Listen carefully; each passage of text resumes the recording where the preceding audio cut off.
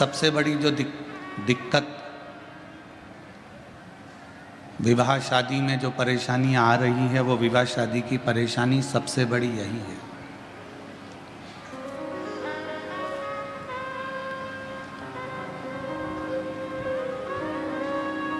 हम ना लड़के के बारे में जान रहे हैं, हम ना लड़की के बारे में जान रहे हैं।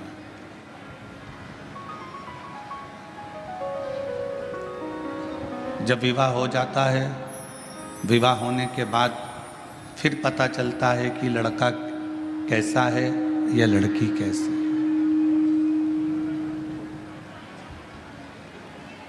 और शिव महापुराण की कथा कहती है, भगवान शंकर का चरित्र कहता है, शिव तत्व कहता है, पार्वती जी ने जितना समय शिव को पाने के लिए तप किया, साधना की, आराधना की, उतने समय पार्वती जी ने केवल शिव को जानने का प्रयास किया।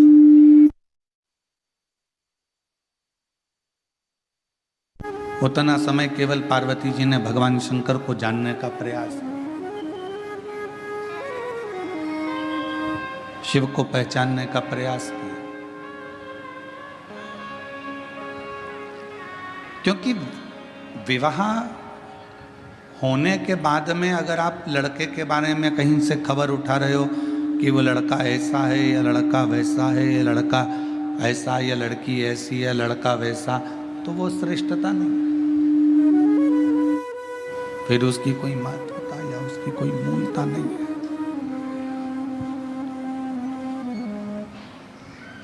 पार्वती जी ने घोर तप कर कर शिव को जानने का प्रयास किया। अब आप आज के जमाने में तप नहीं कर सकते तो कम से कम तपास तो कर सकते हो।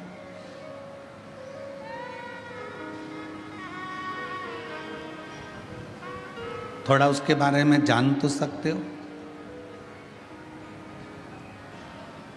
विवाह, कई माता पिता कहते हैं मेरी लड़की बड़ी हो गई, 28 साल की, 27 साल की, 26 साल की, 25 साल की, 24 साल की, 23 साल की, 22 साल की हो गई, और अब हम उसके लिए लड़का देख रहे हैं, कोई लड़का नहीं मिल रहा है उसको। तो क्या लड़का नहीं मिल रहा तो क्या फिर उसका विवाह हर किसी के साथ कर दो?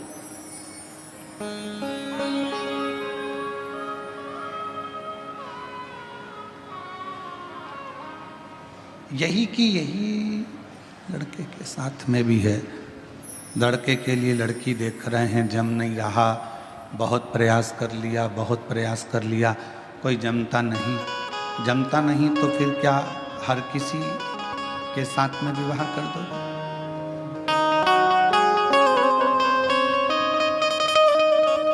थोड़ा समझो उसको।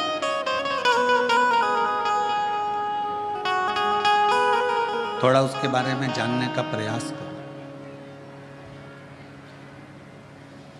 लड़की कैसी है, लड़का कैसा है। शिव जी और पार्वती जी के मंगल विवाह में ये सबसे बड़ा कार्य रहा कि शंकर जी ने पार्वती के बारे में पता करा और पार्वती जी ने शिव जी के बारे में पता करा।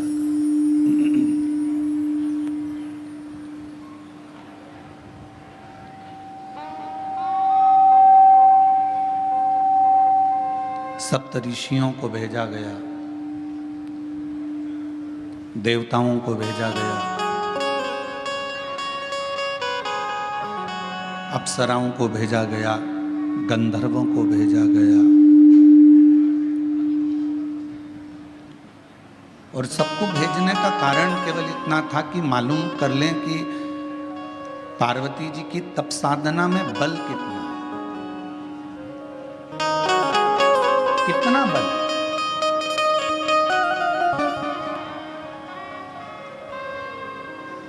कई लोग कहते हैं गुरुजी हमने एक बार पशुपति व्रत कर लिया, हमने 2 बार पशुपति व्रत कर लिया, हमने 3 बार पशुपति व्रत कर लिया।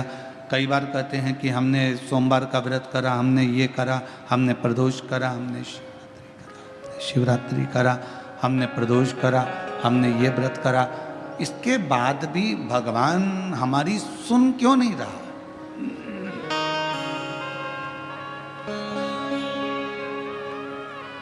आप आए नहीं और सुबह हो गई, मेरी पूजा की थाली धरी की धरी रह गई। आप रात बताते नहीं कि आने में क्यों देरी हो गई, कारण क्या है?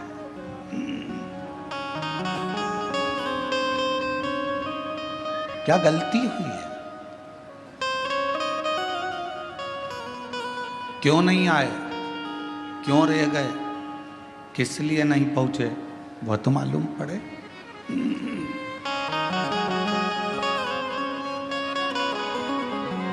उसका तो स्मरण रहे कम से कम। पशुपति व्रत करने के बाद भी आपका अगर कार्य नहीं हुआ, प्रदोष करने के बाद भी कार्य नहीं हुआ, रोज एक लोटा जल शिव जी को समर्पित कर रहे हो तो कार्य नहीं हुआ, तो ये थोड़ा समझना पड़ेगा, थोड़ा जानना पड़ेगा कारण क्या कारण?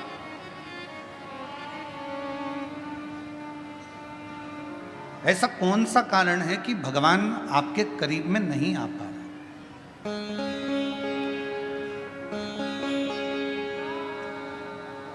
मतलब हमारी परीक्षा हमारा शिव अपने करीब में लाने के लिए बहुत ले रहा है, बहुत, और होगा। मैंने तेरे ही भरोसे बाबा, तेरे ही भरोसे हवा विच उड़ती जावांगी बाबा, डोर तो छड़ी ना मैं कटी जावांगी।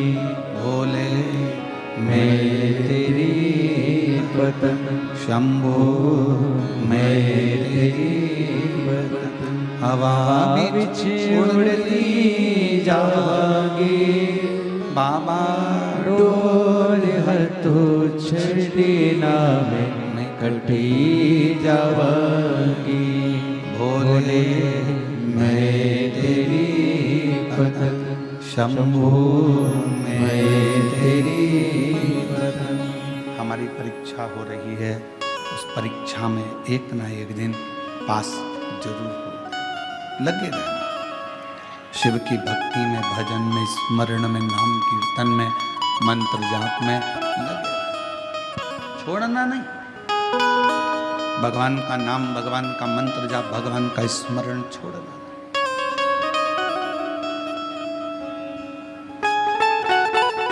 थोड़ी सी पहचान अगर ड्राइवर से है आपकी, तो ड्राइवर आपका जहां उतरने की जगह है ना, जहां पर भी आपको उतरना है, ड्राइवर वहां गाड़ी याद से रोक देता है, धीमी कर देता है।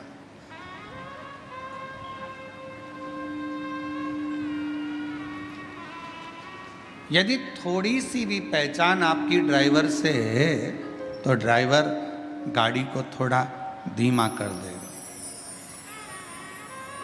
थोड़ी सी पहचान यदि आपकी बैंक में है तो वहाँ आपको लाइन में खड़े होने की ज़रूरत नहीं है, पहुँचते से ही स्लिप दीजिए, बैंक का मैनेजर, बैंक में कार्य करने वाला व्यक्ति आपका कार्य तुरंत कर दे।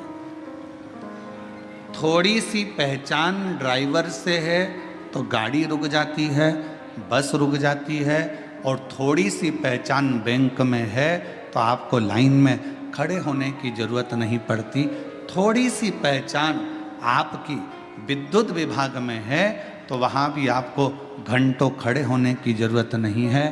थोड़ी सी पहचान आपकी अगर किसी मंत्री से है तो आपको उसके दरवाजे पर खड़े होने की ज़रूरत नहीं है, और थोड़ी सी पहचान आपकी किसी अधिकारी से है तो आपके कार्य के लिए आपको खड़े रहने की ज़रूरत नहीं है।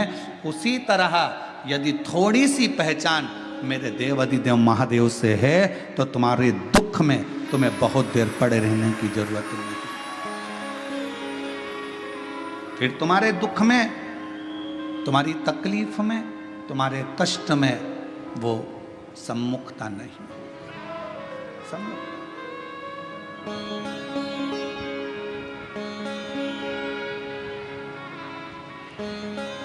बनाओ। ड्राइवर से पहचान बनाई तो ड्राइवर ने बस को रोक दिया। कई बार हमने तो ये भी देखा है कि अगर रेल के ड्राइवर से भी पहचान अच्छी हो जाती है तो वो ट्रेन भी धीमी कर देता। 1-2 मिनट के लिए, 2-4 सेकंड के लिए ट्रेन तुम्हारे लिए ज़्यादा रोक देता है। अरे अपनी पहचान वाली चढ़ रही है, बेचारी धीमी धीमी चढ़ती है। छत्रपति संभाजी नगर में ट्रेन अगर आएगी तो मैं तुम्हारे लिए थोड़ा धीमा कर दूंगा, 1-2 सेकंड आप थोड़ा उतर लेना, चढ़ लेना, ऐसा कर।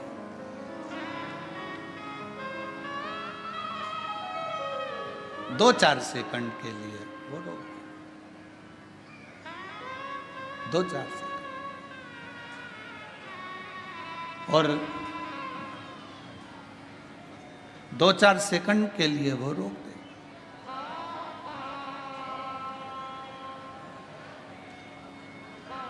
अब जरा विचार करिएगा कि थोड़ी सी पहचान ड्राइवर से हो गई तो थोड़ा ट्रेन भी रुकी, गाड़ी भी रुकी, बस भी रुकी।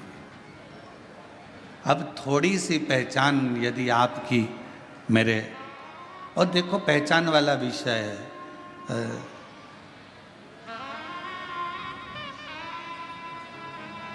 कई माताओं ने तो अपने रिश्तेदार को फोन लगाया होगा,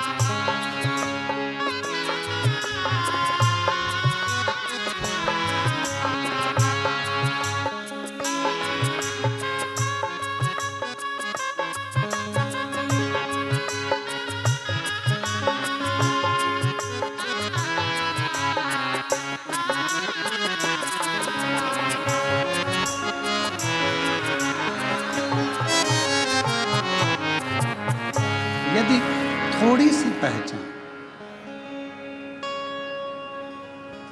एक अंश मात्र भी अगर आपकी पहचान किसी ड्राइवर से हो गई, किसी से हो गई तो रुको।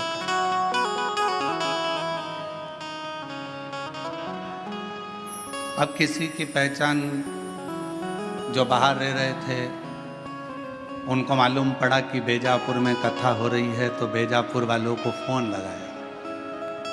आप में से कई लोगों ने लगाया होगा रिश्तेदारों को, क्यों? वो विशाल संचेती जी से पहचान है क्या तुम्हारी? पूछा क्यों? अरे कथा करवा रहे हैं, संचेती परिवार कथा करवा रहा है, बेजापुर में कथा हो रही है।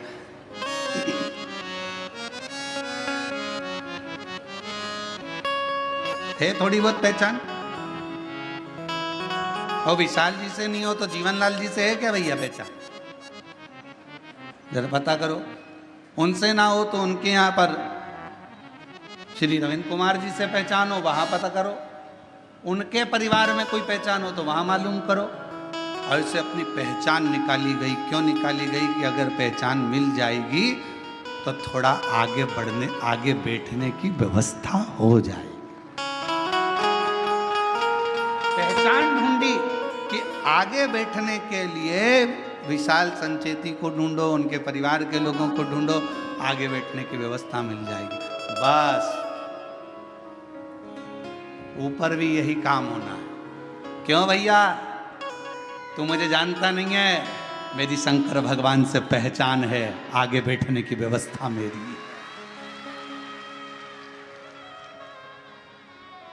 नर्क नहीं, कोई नर्क नहीं, एक भी नहीं। मेरी पहचान मेरे शिव से है, मेरी पहचान मेरे शंकर से है, मेरी पहचान मेरे भोलेनाथ से है, उस करुणा सागर, उस दया सागर मेरे शंभू से है। बस हमारे दो ही रिश्तेदार, हमारे दो ही रिश्तेदार, एक हमारे भोले बाबा, एक हमारे भोले बाबा, दूजी गोरा रानी सरकार, हमारे दो ही रिश्तेदार, हमारे दो ही रिश्तेदार। हमारे ज्यादा रिश्तेदार नहीं, हमारे तो केवल दो रिश्तेदार है, एक शंकर है, पार्वती है, उसके सिवाय हमारा कोई नहीं। शिव और पार्वती के सिवाय कोई नहीं, केवल शिव, शंकर और पार्वती।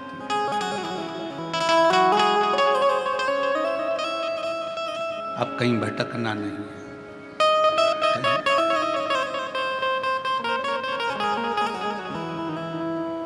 कहा, किसी ने पूछा, गुरुजी बड़ी तकलीफ होती है, बड़ा दुख होता है, या शरीर में रोग होता है, कष्ट होता है, तो हमें क्या करना चाहिए? हमने कहा कि जितनी जितनी शरीर में रोग बढ़ता चले जाए, उतना श्री शिवाय नमस्तुभ्यम मंत्र का जाप बढ़ाते चलो। जितना तकलीफ, जितना दुख बढ़ता चले जाए, उतना भगवान का नाम बढ़ाते चलो, भजन बढ़ाते चलो। कितनी परीक्षा पार्वती जी की हुई।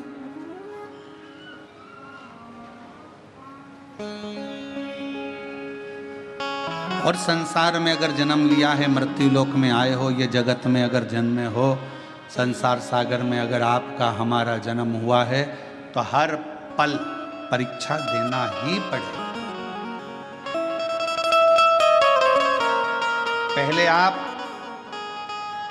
कुछ नहीं करते हो तो दुनिया तुमको निठल्ला कहेगी। आपने अगर कोई काम करना चालू करा तो दुनिया के लोग आप पर हंसेंगे।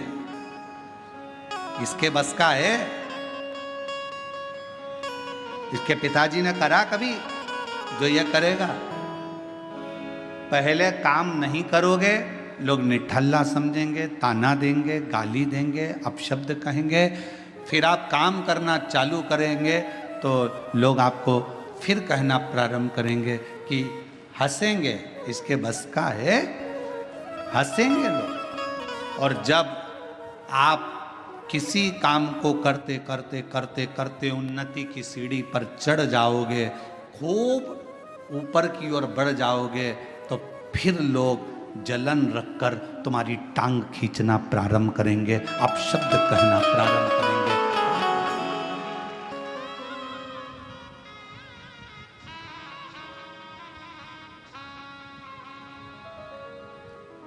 पहले कुछ नहीं करते थे ना, तो लोग तुमको ऐसे समझते थे, निठल्ला है, फालतू है, बैठा रहता है, हराम की रोटी तोड़ता है। काम करना चालू करा तो लोग कहेंगे बताओ ये करेगा, इतनी सारी दुकानें डली है, उनकी नहीं चल रही तो इसकी क्या खाक चलेगी? इतने सारे लोग कंपटीशन एग्जाम में बैठे हैं, इसकी क्या नौकरी खाक लगेगी? सरकारी नौकरी लगना कोई सरल बात है क्या? फिर लोग ताना कसेंगे। आपने मेहनत कर कर, रात दिन एक कर कर, परिश्रम कर कर, फिर आपने कंपटीशन एग्जाम देकर जब आप उस एग्जाम में निकल गए और आपकी या सरकारी नौकरी लग गई, तो फिर लोग ताना कसेंगे, कुछ ले दे के कर ली होगी, कुछ ऐसा कर लिया होगा, कहीं से दे दिया होगा, पहचान निकाल ली होगी। फिर लोग ताना कसना प्रारंभ कर देते हैं, तुम्हारे को पांव पकड़कर नीचे खींचना प्रारंभ कर देते। घबराना नहीं, हिम्मत मत हारना।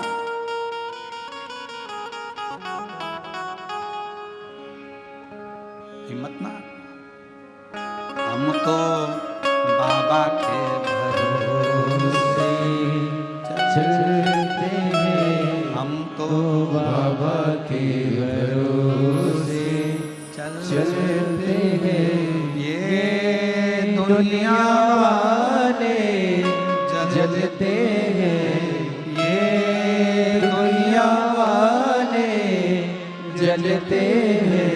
हम तो बाबा के भरोसे चलते हैं, डमरू वाले के भरोसे चलते हैं। आप थोड़ी सी मेहनत ज़्यादा करोगे, आगे बढ़ोगे, उन्नति की सीढ़ी पर चढ़ोगे, अग्रण्य होते चले जाओगे, बढ़ते चले जाओगे। लोग तुमको पाँव खींचकर नीचे करना प्रारंभ कर देंगे। उस समय घबराना नहीं। जब मेहनत कर रहे थे, जब कोई था क्या तुम्हारे साथ में? जम के बोलो। अकेले संसार में आए हो, मां के गर्भ से भी अगर जन्म होगा 2 बच्चों का, तो पहले एक का जन्म होगा, फिर दूसरे का होगा। अकेले संसार में आए हो, अकेले ही मेहनत करना है, और आखिरी में भी अकेले ही रह जाना है, और अकेले ही उन्नति की सीढ़ी पर चढ़ते चले जाना है, आगे चढ़ते चले जाना है, अकेले। और कोई आएगा नहीं आएगा, कोई तुम्हारा साथ देगा नहीं देगा, कोई तुम्हारे साथ खड़ा होगा नहीं खड़ा होगा, पर तुम्हारे साथ एक तुमने जो भला करा है, किसी भूखे को भोजन कराया, प्यासे को पानी पिलाया, किसी के लिए तुमने अच्छा किया, वो तुम्हारा किया गया श्रेष्ठ कर्म तुम्हारे सामने आकर खड़ा हो जाएगा।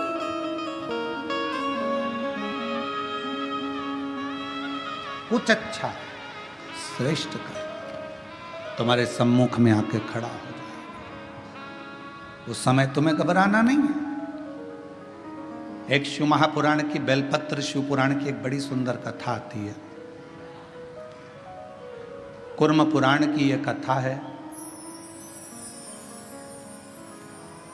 गीता प्रेस गोरखपुर की अगर कुर्म पुराण शिव महापुराण के साथ में अगर आप कुर्म पुराण की कथा को पढ़ते हो, तो पृष्ठ संख्या 193 और अध्याय 31 में ये कथा बेलपत्र से जुड़ी हुई आपको मिलेगी।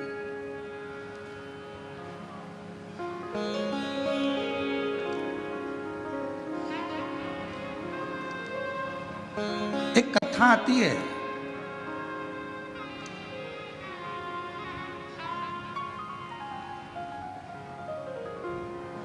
काशी प्रदेश में एक शंकुकर्ण नाम के एक महाराज रहते थे।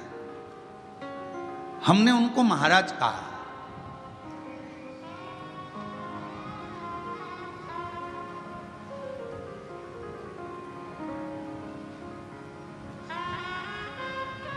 जिनके हृदय में भगवान शिव विराजमान हो और जो शिव के चरणों का दास बनकर बैठा हो, शंकर के चरणों का आनंद पा रहा हो, वो महाराज ही हो सकता। एक महात्मा, एक महाराज,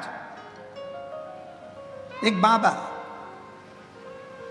शंकुकर्ण नाम उनका था, काशी में रहते थे। शिव जी की भक्ति करना, भजन करना, मंत्र जाप करना, नाम स्मरण करना, पूजन करना, अर्चना करना, बस उसी में लगे रहते हैं।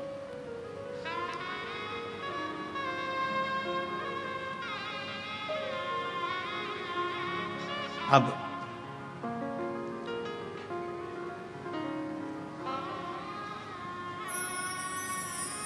ये कथा कुर्म पुराण की भी है, ये कथा स्कंद पुराण के काशी खंड की भी है, और ये कथा शिव महापुराण की भी है, और ये कथा लिंग पुराण की भी है। 4 पुराण में से लेकर इस कथा को बांचा जा रहा है। अगर कुर्म पुराण में पढ़ोगे तो गीता प्रेस गोरखपुर की 193 नंबर पेज पर इसको पढ़ सकते हो। स्कंद पुराण को पढ़ोगे तो काशी खंड में पढ़ सकते हो। लिंग पुराण को पढ़ेंगे तो भगवान शिव के लिंगों का वर्णन में इसको पढ़ सकते हो।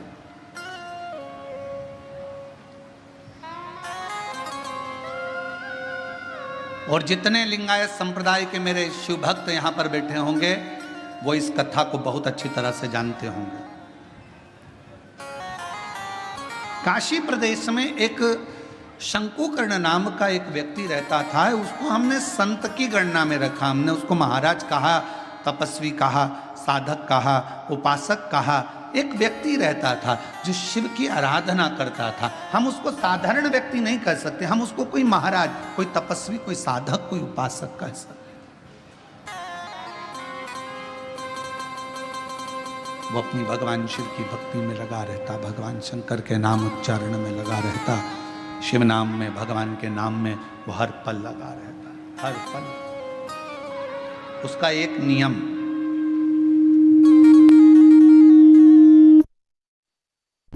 बड़ा प्रबल था। उसका एक नियम बड़ा प्रबल था। प्रतिदिन गंगा मां का स्नान करता, काशी विश्वनाथ जी के मंदिर में जाकर बुआरी लगाता, झाड़ू लगाता, सफाई करता, जितनी बेलपत्र पड़ी हुई मिलती उनको मस्तक पर चढ़ा लेता और उनको गंगा में विसर्जन कर देता।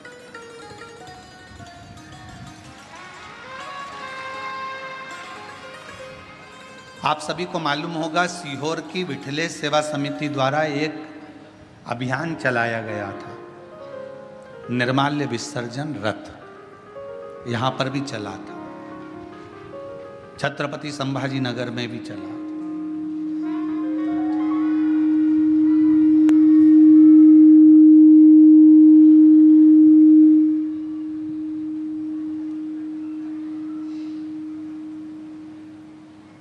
निर्माल्य विसर्जन रथ एक चलाया गया। सब क्षेत्रों में इसको प्रसारित किया गया कि सब लोग रथ चलाओ, निर्माल्य विसर्जन का रथ चलाओ, निर्माल्य विसर्जन का रथ चलाओ। सब क्षेत्रों में सभी लोगों ने मिलकर निर्माल्य विसर्जन के रथ को चलाया।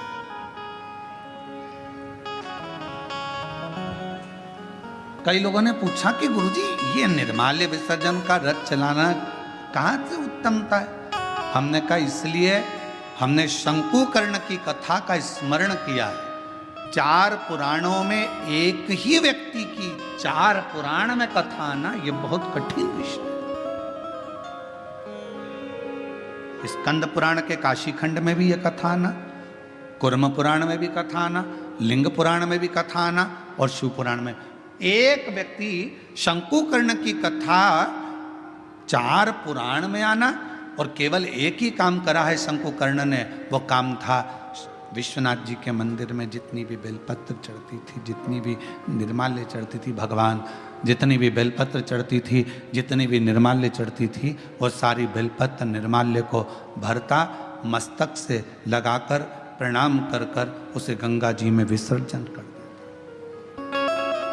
नियम था उसका।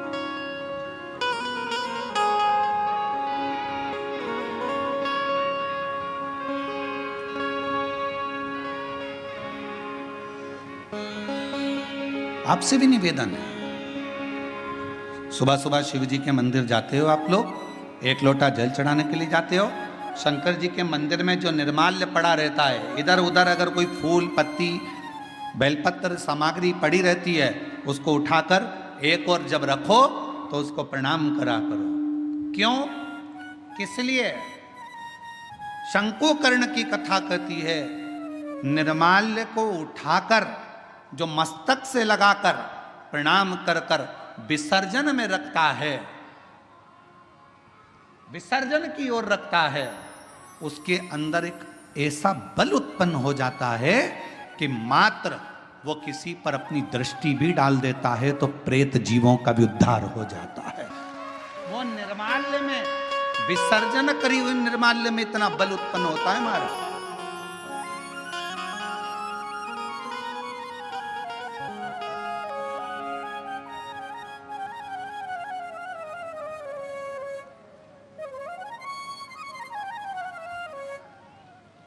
उठाया, सिर से लगाया, प्रणाम करा, नमन करा, प्रणाम कर कर विसर्जन में रखा। शंकुकर्ण गंगा जी का स्नान करता, विश्वनाथ का मंदिर का बुआरी लगाता, सफाई करता, निर्माल्य उठाता, विसर्जन में रखता। समय बीत गया, एक बार शंकुकर्ण गंगा जी का स्नान कर कर निर्माल्य विसर्जन कर कर आ रहा था तो क्या देखता है कि एक दुबला पतला सा जिसकी केवल हड्डियां हैं, कहीं कहीं पर उसके मांस है और शरीर के नेत्र बड़े विशाल हैं, दांत बहुत बाहर निकले हुए हैं, बड़े बड़े कान है, शीश बहुत बड़ा है। उसको देखकर आश्चर्य हुआ उसे, ये कौन है, ये है कौन? उसको बड़ा आश्चर्य। शंकुकर्ण ने थोड़ी देर तक उसको देखा। बेलपत्र शिव महापुराण की कथा बेजापुर में चल रही है। पूरा विश्व, केवल भारत देश ही नहीं विदेश के लोग भी इस शिव महापुराण की कथा का बहुत समय से इंतजार कर रहे थे कि एक बार बेलपत्र शिव पुराण सुनने को मिले, और वो कथा बेजापुर वालों को मिली है। बहुत ध्यान से सुनना इस कथा का, एक एक कथा के क्रम को श्रवण करिएगा जरा। बेजापुर की जो कथा चल रही है बेलपत्र, ये कोई साधारण कथा नहीं।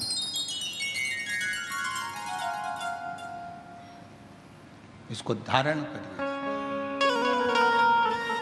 बड़े बड़े कान हैं, बड़ा शीश है, बड़ी आंखें हैं, चेहरे पर तो मांस था, छाती पर से मांस हट गया, कंकाल दिख रहा था, चमड़ी नहीं थी, केवल हड्डी थी। पेट आया, पेट पर मांस दिखा, जंघा आई तो कंकाल हो गया, घुटने पर कंकाल था, फिर मांस आया, फिर कंकाल था। समझ नहीं आया ये कौन है। देखते देखते शंकुकर्ण वहां से निकल गया। थोड़ी दूर चलने पर शंकुकर्ण ने क्या देखा कि पीछे पीछे एक, जिस व्यक्ति को मैंने देखा था, जिस पिशाच को मैंने देखा था, जिस भूत को मैंने देखा था, जिस पिशाच को मैंने देखा था, वो पिशाच पीछे पीछे चल रहा, वो भूत पीछे पीछे।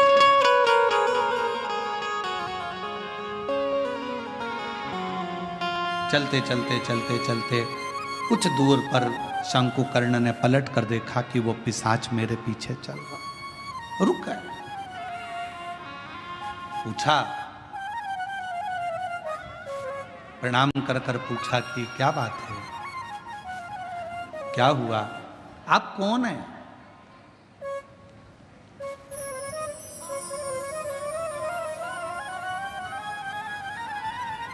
कहां के रहने वाले हो, कहां से आए हो? मैं आपको पहचानता नहीं हूं, आप कौन हैं? आधा शरीर आपका मांस है, आधे शरीर में कंकाल है, आधे शरीर में मांस है। उसने कहा कि मैं पिशाच हूं और मैं एक ब्राह्मण था। मेरा जन्म एक ब्राह्मण के घर में हुआ था, मैं ब्राह्मण के घर में पैदा हुआ था, मैं ब्राह्मण। पर ब्राह्मण होने के बाद मैं अपना कर्म तो करता, पर कर्म करने के साथ में मैं अपने इष्ट पर, भगवान पर, ईश्वर पर भरोसा नहीं करता, केवल अपने परिवार का भरण पोषण करता, केवल भरण पोषण।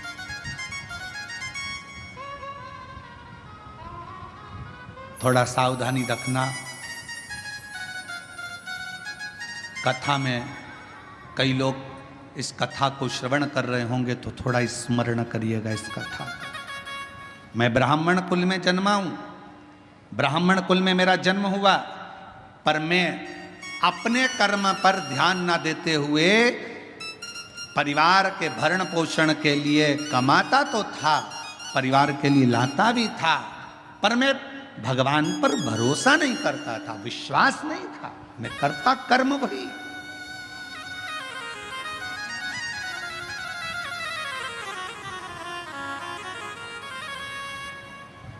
शिव महापुराण की कथा कहती है,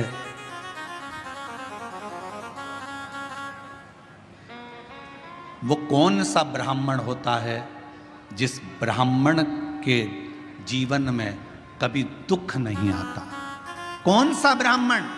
तो कहा ब्राह्मण वो श्रेष्ठ है जो भगवान की पूजन करने के लिए यजमान के घर पर तो गया है, पूजन भी कर रहा है, यजमान के दरवाजे पर जाकर, यजमान के घर पर जाकर या मंदिर, देवालय, शिवालय में भगवान की आराधना कर रहा है और साथ में गणेश की वंदना करी, गणेश का स्मरण करा, माँ गौरा की पूजन करी, पंच लोकपाल की पूजन करी, षोडश मातृका की पूजन करी, नवग्रह देवता की पूजन करी, भद्रमंडल की पूजन करी, पितृमंडल की पूजन करी, सारे देवताओं की पूजन कर रहा है। जजमान जितनी श्रद्धा, जजमान जितनी भक्ति उन मंडलों के प्रति रखता है, उससे 4 गुना ज्यादा विश्वास, भक्ति ब्राह्मण के अंदर उन देवताओं के प्रति होना चाहिए। तो वो देवता कभी कहीं धोखा नहीं खाता, वो ब्राह्मण बढ़ता चले जाता। अपने विश्वास पर, अपने भरोसे।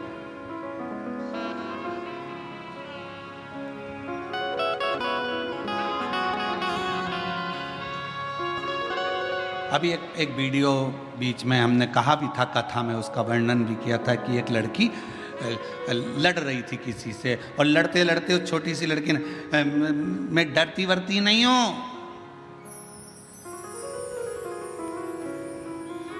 मेरा भरोसा है मेरे महाकाल पर, मेरा भरोसा है मेरे महादेव पर। वो बच्ची कहती है, उसको देखकर ना जाने कितनी बच्चियों को विश्वास प्राप्त हो गया होगा कि उस लड़की ने ये शब्द, उस बच्ची ने ये शब्द कहा। एक पत्र में बात कही है, मेरा नाम सुवर्णा दीपक, सब शोरे, मुकाम पोस्ट सायखेड़ा, तहसील निफाड, जिला नासिक से आए हूँ। मेरा मोबाइल नंबर ये है। मेरा बेटा 7 साल से पुलिस की नौकरी की तैयारी कर रहा था। कहीं बैठे हों तो बेलपत्र लेने के लिए आ सकते। 7 साल से पुलिस की नौकरी की तैयारी कर रहा था, पर उसका नहीं हुआ। हर बार हिम्मत हार जाता।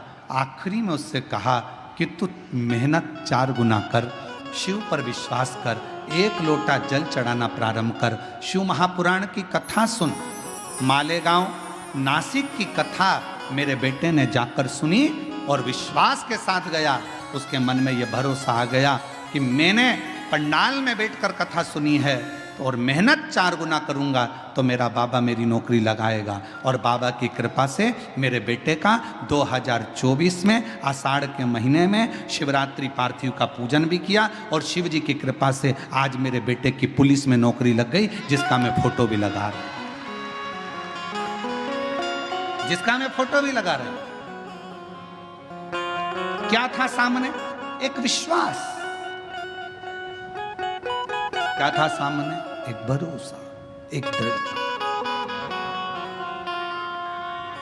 मेरी जीजियों, मेरे जीजाओं, मेरी बेटियों, बेटाओं, मेरी माताओं, मेरे भाई, मेरे पिता तुल्य बुजुर्गजन, आप सबसे एक निवेदन जरूर करूंगा कि शिव महापुराण की कथा में दुनिया के लोग चाहे तुमसे कितनी बार भी कह दें कि कथा में चलो, कथा में चलो, मत आना। कब तक? जब तक तुम्हारा दिल ना बोले। दिल बोले तो एक दिन भी मत रुकना, कथा में चलो। शायद दुनिया का एक महाराज होगा ये सियोर वाला जो तुमको कथा में आने के लिए मना करता है। मत आना कथा में। कब तक? जब तक तुम्हारा दिल ना बोले। जिस दिन तुम्हारा दिल बोल जाए और तुम्हारे अंदर ये विश्वास आ जाए, मैं पंडाल में बैठकर कथा सुनूंगी और 3 महीने में मेरा ये काम होगा, तब आ जाना, बाबा कर। बस हो तो अब मानो तो मैं गंगा मां हूं, ना मानो तो बहता। आपका विश्वास ही नहीं है। पड़ोसन ने कहा चल रही क्या और तुम चल कर आ गए और मन में भरोसा ही नहीं है। ऐसा होता है क्या? ऐसा होता है क्या? ऐसा होता है क्या? ऐसा हो सकता है क्या? कैंसर जैसा रोग समाप्त हो सकता है क्या? ये पत्र हम तो पढ़ते ही नहीं ज्यादा, हमारे पास में इतना टाइम ही नहीं है। परसों एक पत्र आया, परसों इन पत्रों में, ये पत्र हम लेकर भी नहीं जाते सी, और इन पत्रों में नीचे कम से कम 10 से 12 पत्र ऐसे होंगे जिसमें दुनिया के लोगों का कैंसर ठीक हुआ है। ऐसा हो सकता है क्या? विश्वास है तो परमात्मा है, और विश्वास नहीं तो परमात्मा भी नहीं है। विश्वास है तो परमात्मा। भरोसा। कहां जा रही हो? कथा में। क्या मिलेगा वहां? कुछ मिले चाहे ना मिले, इतना विश्वास जरूर है। 3 घंटे की कथा में अगर मैंने 15 मिनट की भी कथा को अपनी जिंदगी में उतार लिया, 10 मिनट की कथा को भी अपने जीवन में उतार लिया, तो ये मेरा विश्वास कहता है, ये मेरा भरोसा कहता है कि मेरा शिव मेरे दुख को, मेरी तकलीफ को, मेरे कष्ट को काटेगा जरूर। ये मेरा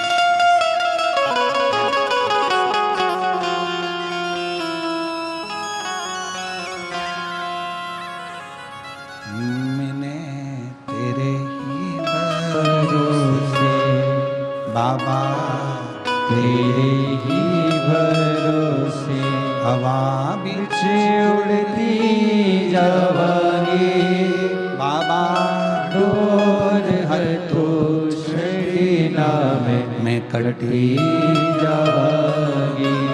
भोले मैं तेरी पतंग। ये मेरा विश्वास कहता है कि मेरा शिव मेरे साथ है, मेरा शंकर।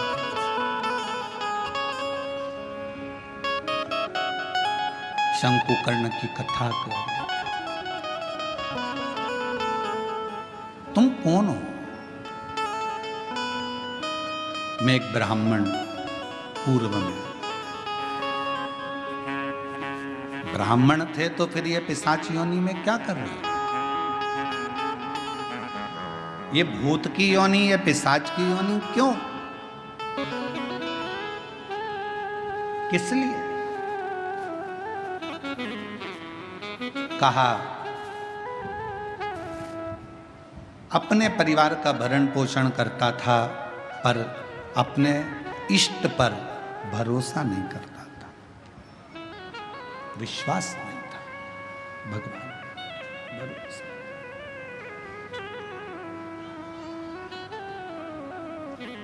फिर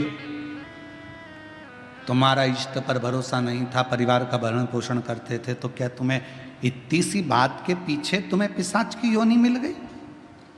तुम भूत की योनि प्राप्त कर लिए? इतनी सी बात? नहीं।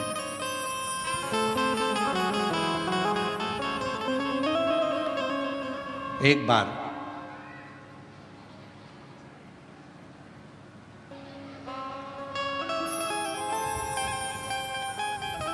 मैं एक देव स्थान पर दर्शन के लिए गया, अपनी अर्धांगिनी को लेकर, बच्चों को लेकर। अर्धांगिनी और बच्चों ने जिद करी तो मैं उनको लेकर एक देव स्थान पहुंचा। और उस देव स्थान पर पहुंचने के बाद वहां पर मुझे प्रसाद दिया गया। उसी प्रसाद में रखकर एक बेलपत्र मुझे दी गई।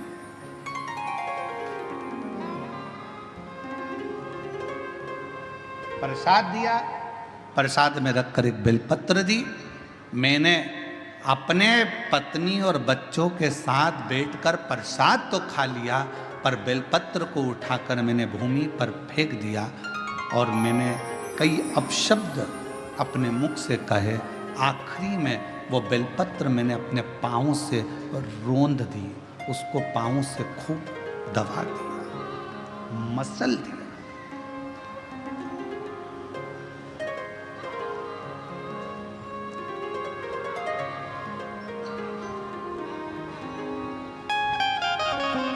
एक बेलपत्र दी गई थी।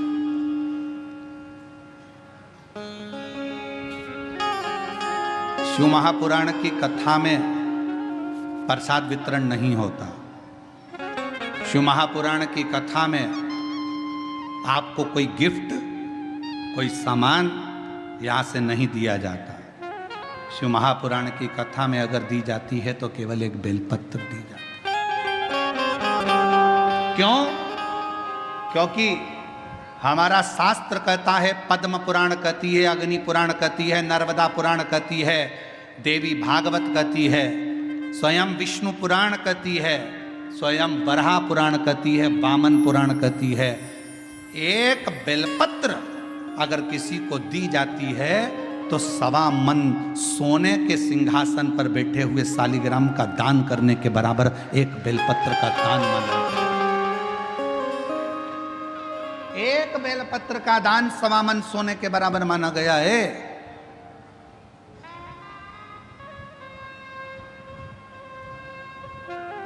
मेरा अंदाजा नहीं रहा, बेलपत्र को मैंने पटक दिया, प्रसाद को हम लोगों ने पा लिया, प्रसाद पाया।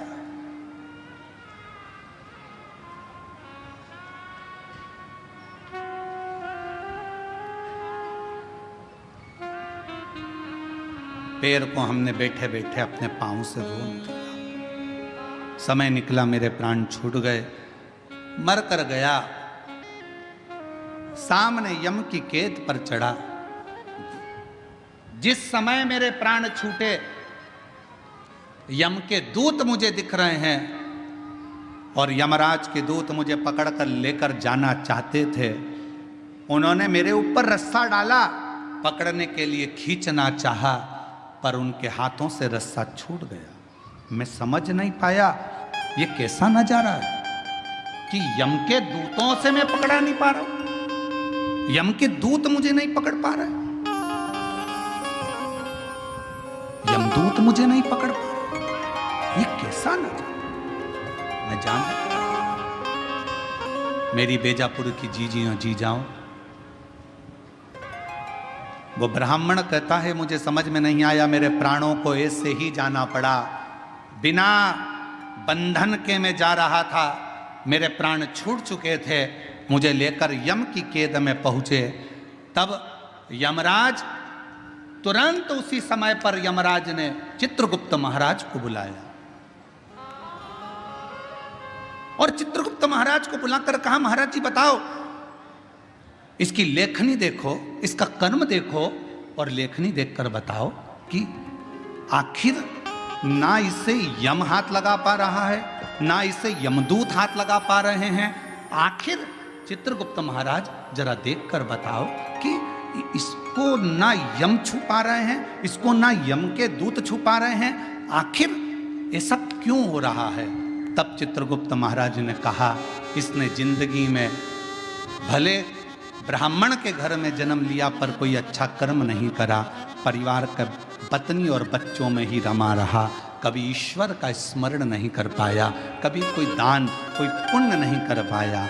आखिरी में एक मौका मिला था मरने से पहले, इसके हाथ में प्रसाद के रूप में बेलपत्र भी आई और बेलपत्र को इसने जमीन पर फेंक दिया, पांव से रोंद दिया। एक पुण्य इसके हाथ में लगा, वो कौन सा था, इसने प्रसाद की बेलपत्र को, मात्र प्रसाद की बेलपत्र को अपने हाथों से छू लिया था, केवल प्रसाद की बेलपत्र को छुआ था और प्रसाद की बेलपत्र को छुआ, इसलिए इसको यमदूत नहीं छू पाए, इसको यमराज नहीं छू पाए, इसको स्वतः ही जाना। चित्रगुप्त महाराज कहते हैं, महाराज इसने बेलपत्र का स्पर्श किया, बेलपत्र का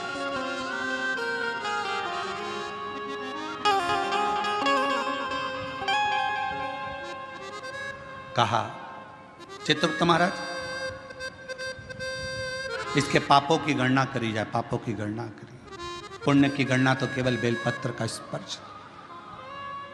घोर पाप कौन सा करा, तो का एक पाप घोर करा कि बेलपत्री को जमीन पर पटक कर उसे पांव से रोनता रहा।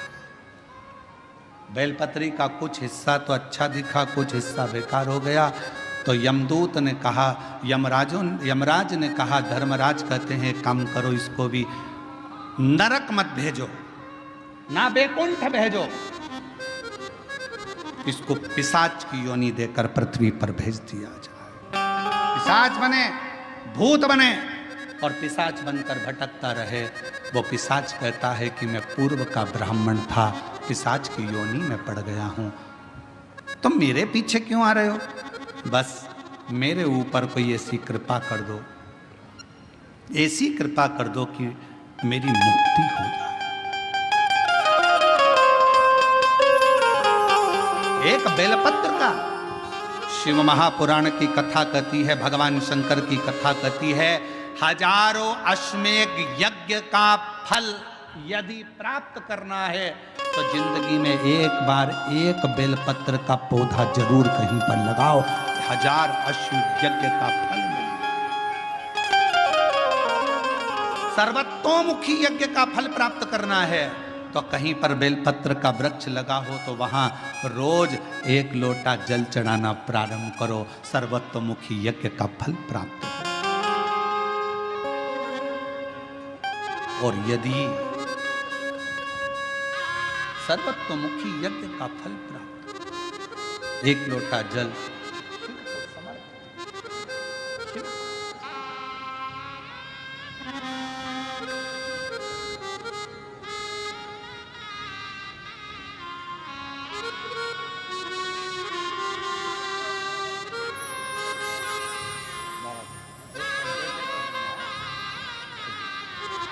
बेटे का पुलिस में नौकरी लगा है। जीजी बोल रही इतनी मेहनत करी, 7 साल में हार गया था, पर शिव जी की कृपा से आखिर नौकरी लग गई।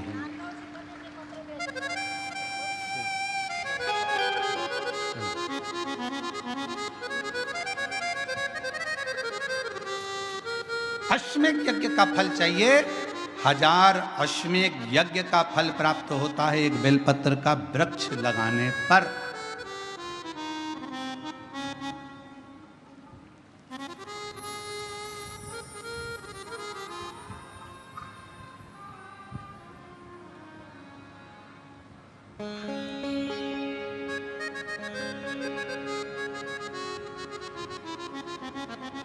हजारों सर्वतोमुखी यज्ञ का फल प्राप्त हो जाता है, 1 लोटा जल बेलपत्र के वृक्ष में चढ़ाना।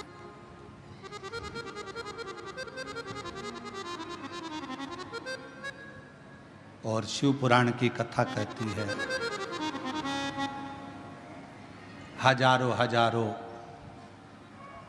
विष्णु यज्ञ, सोम यज्ञ, हजारों रुद्र यज्ञ, हजारों देवी यज्ञ, हजारों सिद्धि यज्ञ, सारे यज्ञों का अगर पुण्य फल प्राप्त करना है तो 3 वृक्ष ऐसे हैं जिन वृक्ष की त्रिवेणी में अगर एक बार भी अगर मौका लग जाए इन 3 वृक्षों का स्मरण करने में, पहले नंबर का बेलपत्र का वृक्ष, दूसरे नंबर का पीपल का वृक्ष, तीसरे नंबर पर है महाराज भगवान देवाधिदेव महादेव की कृपा से शमी का वृक्ष।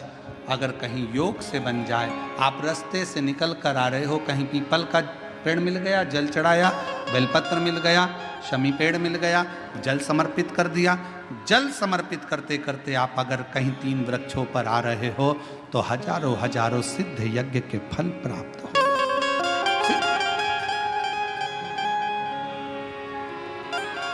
और यदि ये सब नहीं कर सको तो एक बेलपत्र के वृक्ष की सेवा जरूर।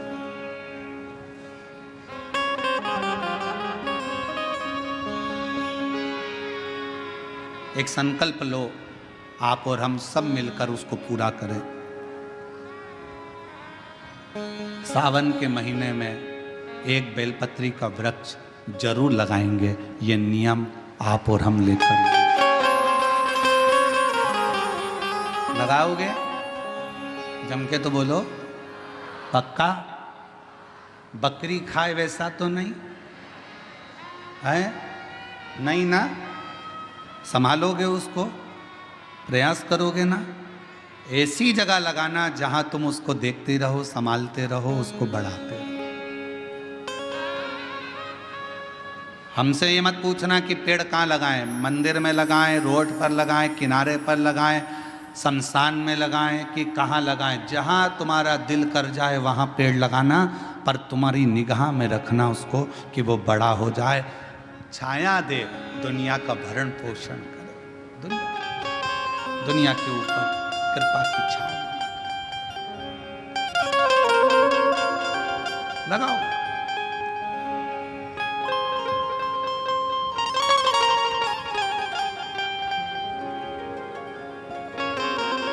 शंकुकर्ण।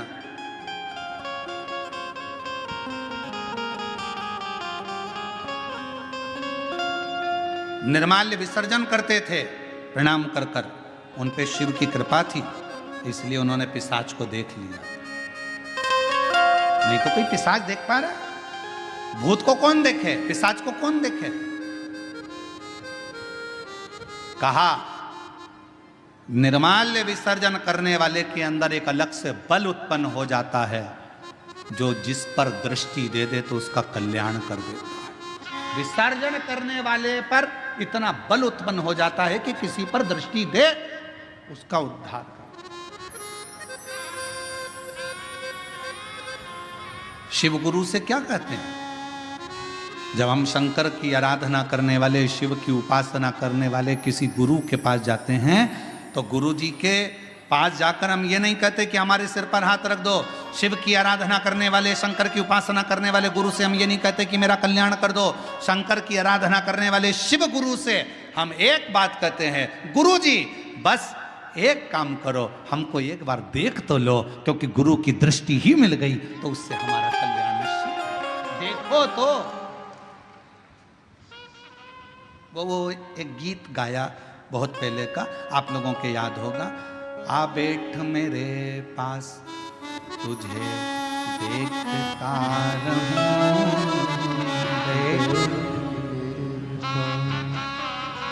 ना तुम कुछ मैं कुछ कहूं, बैठ मेरे पास तुझे देखता रहूं। शिव कथा कर रही है अपने गुरु के सम्मुख में, शिव गुरु की साक्षी में। कोई शंकर की आराधना करने वाला, शिव की उपासना करने वाला, शंकर का स्मरण करने वाला, शंकर का मंत्र जाप करने वाला कोई सतगुरु तुमको मिल जाए, बस इतना कह देना, गुरुदेव एक बार बस देख लो, उतने में हमारा कल्याण है। आपकी दृष्टि पड़ गई, ये निश्चित है कि मेरा कल्याण हो।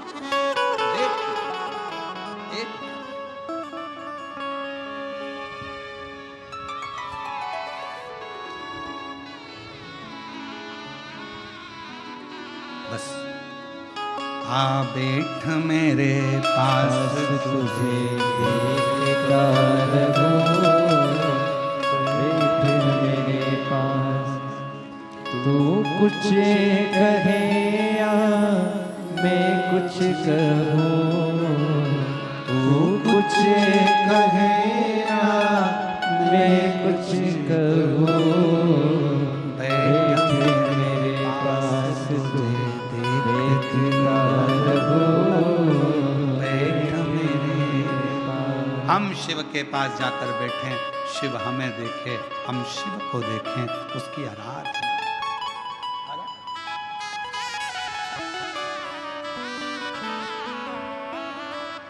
शिव की भक्ति। यहाँ बैठे हैं, हमारे संचेती परिवार की बहुएं भी बैठी हैं, बेटियां बैठी हैं, संचेती परिवार बैठा हुआ है, साथ में हम छत्रपति संभाजी नगर कथा करे जयसवाल जी भी यहाँ पर बैठे हुए हैं। आप इनसे और भी जहाँ जहाँ हमने कथा करी है वो सब अगर कहीं बैठे होंगे तो उनसे पूछना। हम 4 दिन तक किसी से नहीं मिलते, हमारा भजन भला, भक्ति करो, भजन करो, अपने ठाकुर जी की सेवा, शिव जी का अभिषेक, आराधना, हमारा जो मंत्र जाप है, हम 4 दिन उसमें इतने लगे रहते हैं, इतने लगे रहते हैं कि हम किसी से नहीं मिलते। आप पूछना संचेती परिवार से, क्या इनसे मिलने हम नीचे कभी आए हों? इनके कक्ष से भी हम नीचे उतर कर नहीं आते, हम जहाँ अपना भजन, अपना मंत्र जाप, अपना स्मरण, बस। और जहाँ हमने छत्रपति संभाजी नगर में विधायक महोदय कथा करवाए थे, उनके भी पुत्र बैठे हुए हैं, ऋषिकेश जायसवाल। आप इनसे भी पूछना, हम इन्हीं के घर में रुके थे, पर हम कमरे से बाहर नहीं निकलते थे, हमारा भजन निकलते। वही बात है ना, आ बैठ मेरे पास तुझे देखता रहूं, बैठ मेरे अपना भजन का बल बढ़ाओ, अपने भजन का आनंद बढ़ाओ। निर्माल्य विसर्जन करने वाले शंकुकर्ण को एक दृष्टि भगवान ने दे दी थी, एक बल दे दिया था कि तुम ये सामने कोई भी आए, सम्मुख में कोई भी आए, उसको तुम देख सकते हो और उसका उद्धार कर सकते हो। ये शंकुकर्ण के अंदर एक अलग से बल शिव की कृपा से प्राप्त हो गया था। शिव की कृपा से, शंकर भगवान की कृपा से। पिशाच को देख लिया, पूछा, कहा मैं ब्राह्मण था, मैंने गलती कर दी।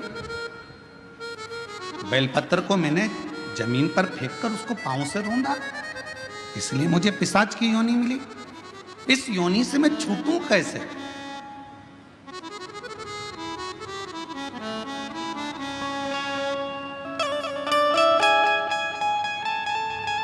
कैसे छूटूं?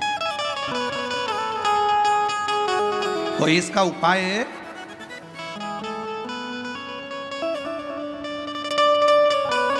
दुनिया के लोग कहते हैं सियोर वाला महाराज उपाय बहुत बताता।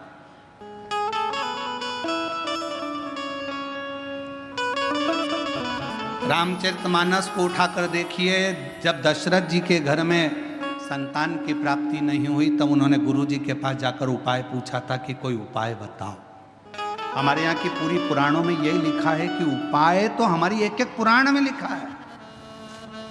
भगवान कृष्ण के घर में जब संतान नहीं हुई, 16,108 रानियां हो गईं, संतान का सुख नहीं हुआ, तब भगवान स्वयं गुरु बाबा के कहने पर, गर्गाचार्य बाबा के कहने पर उनसे निवेदन करा, मेरे घर में औलाद नहीं, संतान नहीं, कोई उपाय बताओ।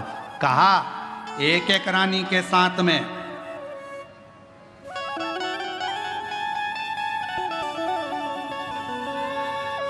11-11 दिन तक बैठकर शिव का अभिषेक करो, तब संतान 1,77,186 भगवान कृष्ण के बच्चे हुए।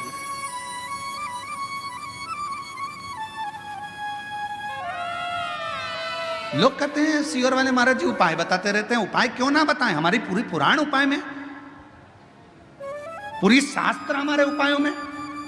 हम कौन सा उपाय करें जिससे हमको ये फल मिल जाए? और केवल वहीं तक नहीं, अगर डॉक्टर के पास जाओगे तो डॉक्टर भी आपको कोई ना कोई उपाय जरूर बताएगा। देखो वजन बढ़ रहा है, 10 किलो वजन कम करना है, मॉर्निंग वॉक करो।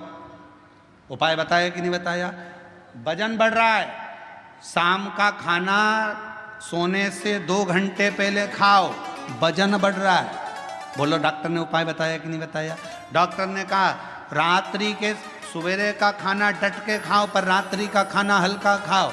डॉक्टर ने, चोरे आशीष बोल सही है कि गलत? उपाय बताया कि नहीं बताया? उपाय डॉक्टर भी बताता है कि तुम्हारा वजन बढ़ रहा है, ये उपाय करना, ऐसा करना, वैसा करना। तो जब डॉक्टर उपाय बता रहा है, इंजीनियर के पास जाओगे, क्यों साहब हमारा मकान थोड़ा सा गड़बड़ हो रहा है, कोई उपाय बताओ। इंजीनियर कहेगा इधर से कॉलम डाल दो, इधर से बिम इधर से कर दो, और ऐसा करो, टेरिस को ऐसा कर दो, गार्डन को ऐसा कर दो। उपाय उसने भी बता दिया। डॉक्टर के पास जाओ, उसके पास भी उपाय था।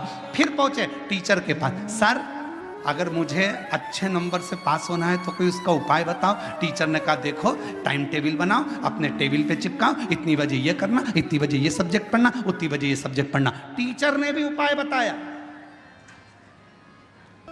रजिस्ट्री करवाने गए जमीन की, क्यों साहब जमीन तो इतनी महंगी है, रजिस्ट्री का कितना चार्ज आएगा? थोड़ा कम ज़्यादा में करना हो तो क्या करना पड़ेगा? उसने भी उपाय बता दिया, ऐसे करना, इसको तुम ऐसे में करना, उसको तुम खेती में कर लेना, इसमें तुमको ऐसा फायदा हो जाए। उसमें भी उपाय। और नाम धर रहा है प्रदीप मिश्रा जी, उपाय बताते हैं।